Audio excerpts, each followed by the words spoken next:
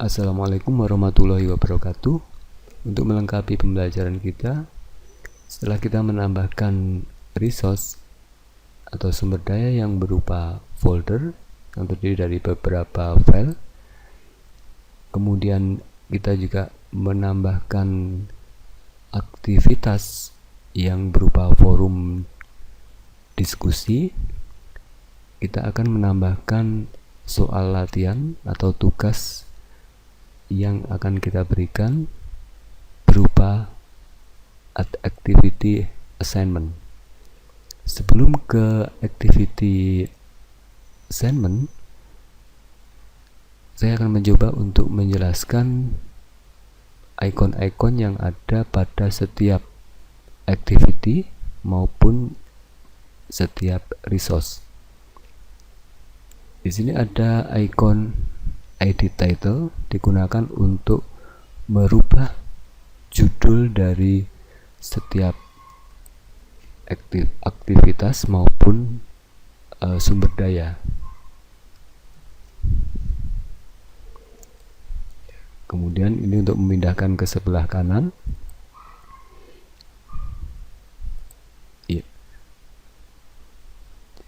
Kemudian icon move atau menu move ini untuk memindahkan aktivitas atau sumber daya ke tempat yang dikehendaki.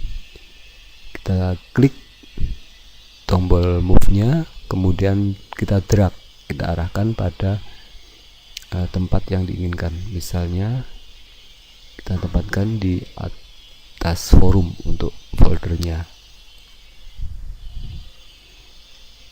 Kemudian di sini ada update, digunakan untuk mengupdate aktivitas atau sumber daya tersebut. Kita klik, akan masuk ke halaman untuk mengupdate atau mengedit baik sumber daya maupun aktivitas tersebut.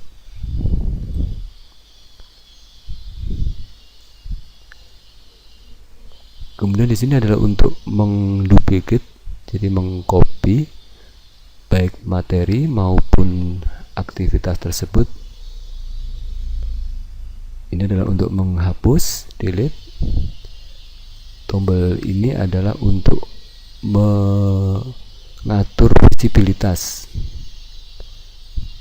Kalau kita klik dan tombolnya berubah menjadi show tulisannya, artinya kondisi folder ini not visible. Kalau ingin kita tampilkan, tinggal diklik matanya sehingga posisinya adalah visible. Simbol ini digunakan untuk menetapkan siapa saja yang dapat mengikuti atau mengakses baik materi maupun aktivitas tersebut. Baik, kita akan mencoba untuk menyisipkan aktivitas yang berupa assignment ke dalam topik mengelola perusahaan digital. Kita klik add an activity pada topik tersebut. Kemudian kita pilih di bagian activities assignment. Kita pilih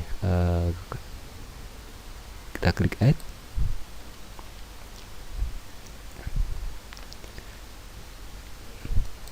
Assignment name digunakan untuk memberikan nama dari tugas tersebut.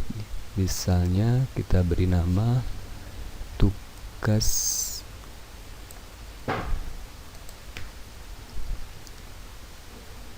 mengelola perusahaan. Description adalah untuk memberikan arahan atau petunjuk atau soal terkait dengan tugas tersebut.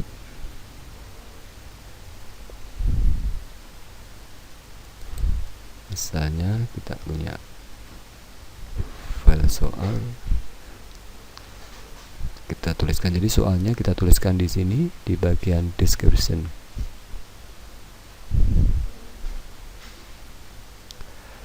Pada bagian assignment setting ada beberapa yang perlu kita atur.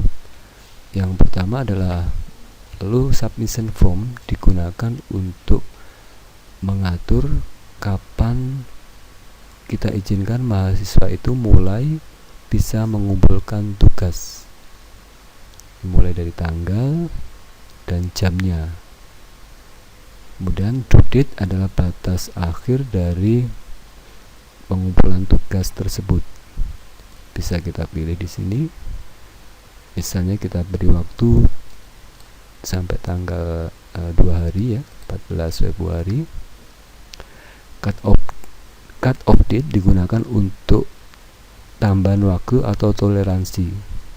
Jadi kalau due date-nya tanggal 14, kemudian cut off date-nya adalah tanggal 19, maka selebihnya tanggal 14 mahasiswa masih dapat mengirimkan jawaban, tapi nanti pada sisi dosen akan ada keterangan late atau terlambat.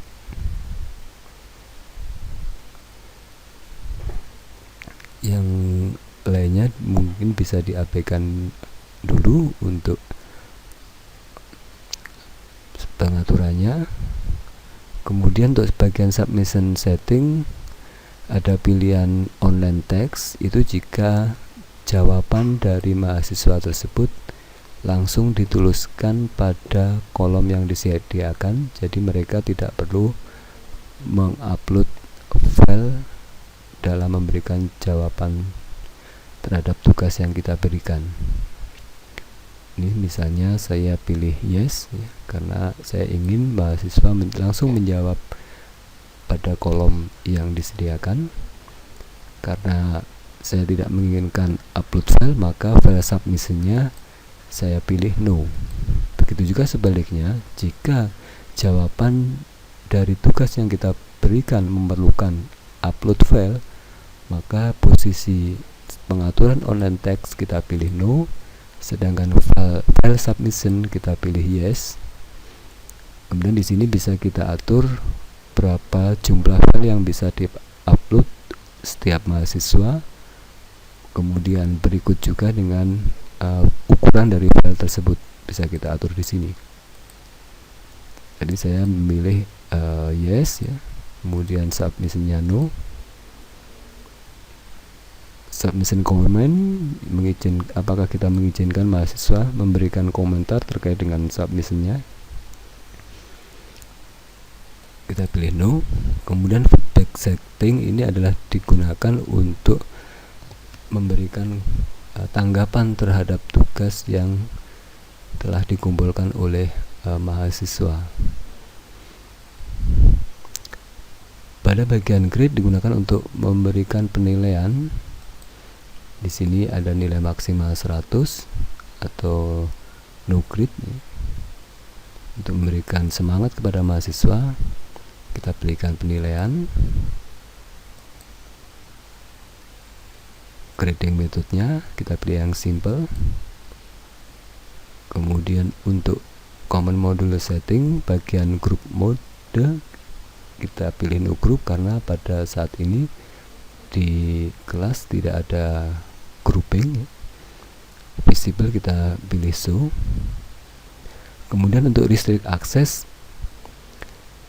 karena di sini sudah kita atur batas waktu pengumpulan tugas, maka restrict access-nya tidak perlu kita atur.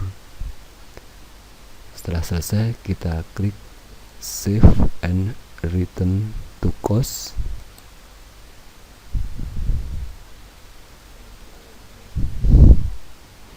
Ya, ini adalah tampilan dari penyisipan aktivitas yang berupa assignment. Kemudian kalau kita ingin menampilkan pertanyaan atau arahan terhadap tugas ini, bisa kita edit.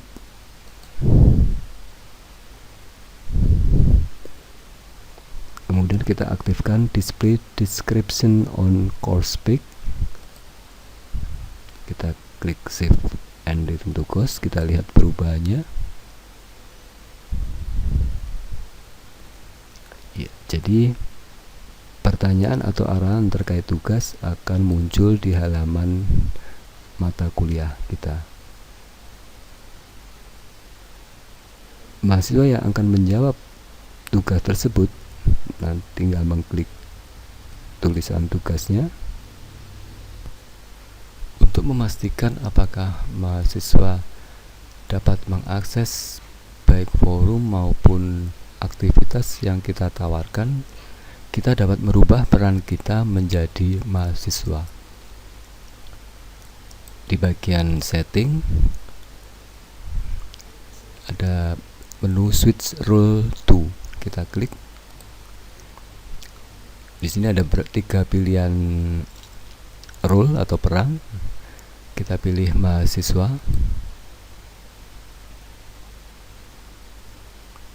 Ini adalah tampilan ketika peran kita sebagai mahasiswa.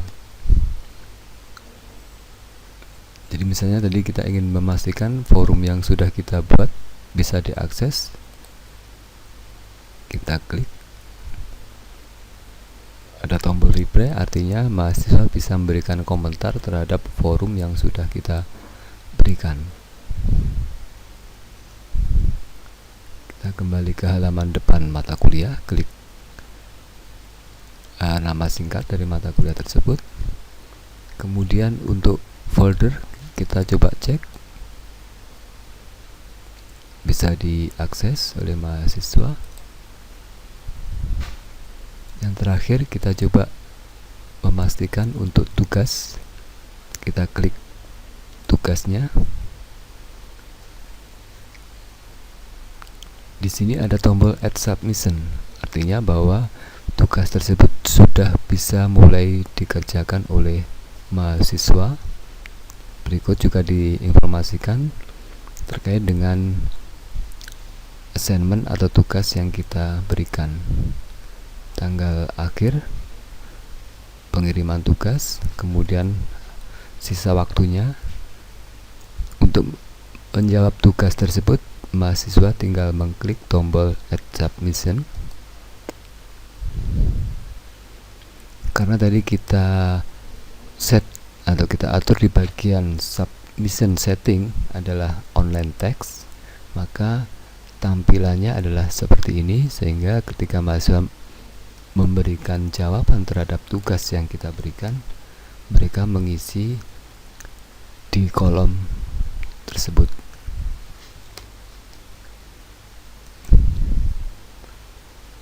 Setelah kita memastikan mahasiswa dapat mengakses baik resource maupun activity yang kita tawarkan, maka untuk kembali bisa mengedit halaman mata kuliah kita harus merubah peran kita kembali menjadi dosen. Di bagian setting pada menu switch role to, klik return to my normal role.